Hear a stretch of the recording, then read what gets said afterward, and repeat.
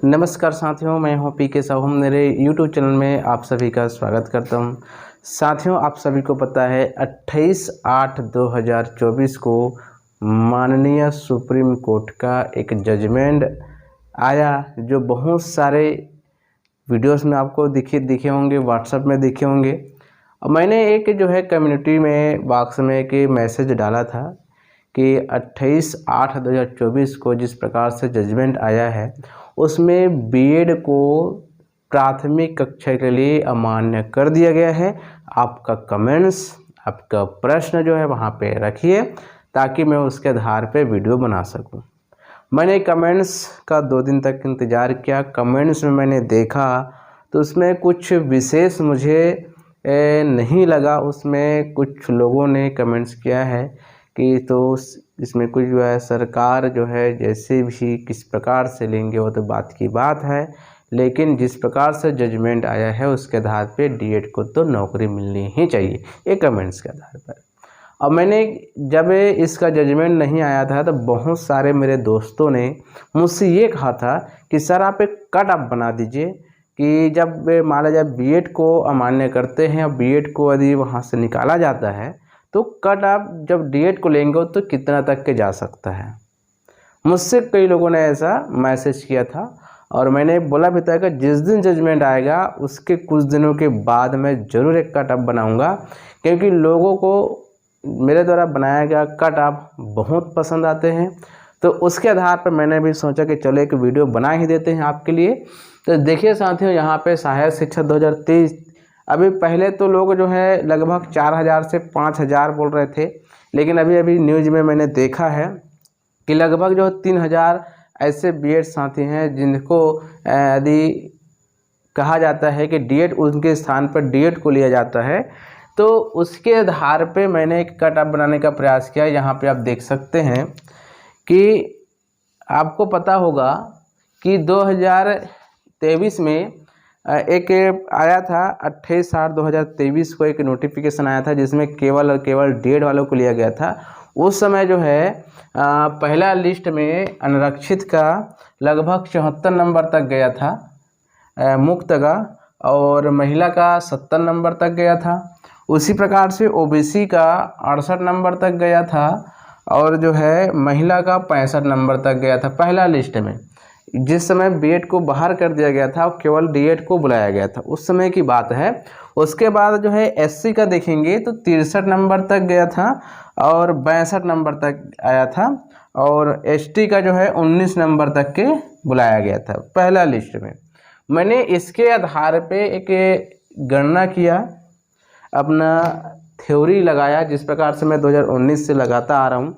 उसके आधार पर मैंने अपना जो है जैसे भी, क्योंकि समय लगता है, इसे तुरंत नहीं बनता, उसके आधार पर मैंने बनाने का प्रयास किया है।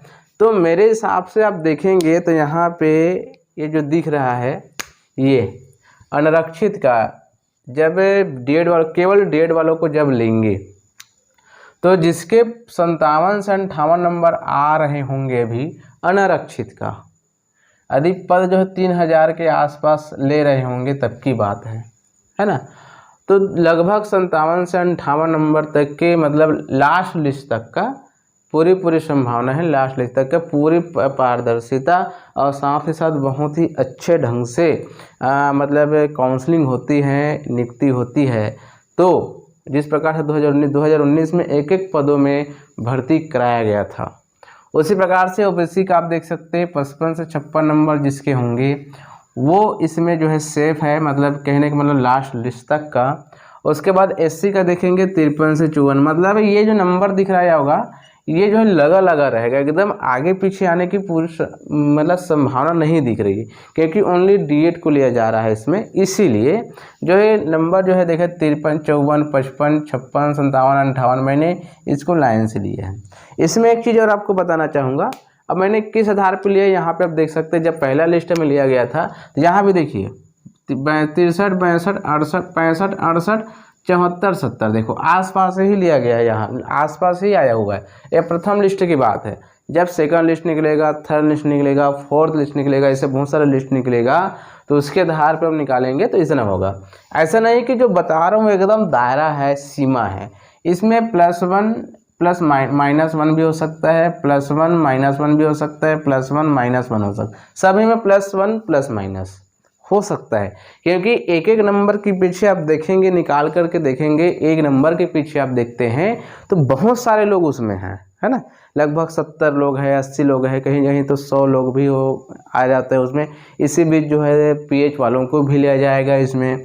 तो ऐसा इसका प्लस और माइनस हो सकता है।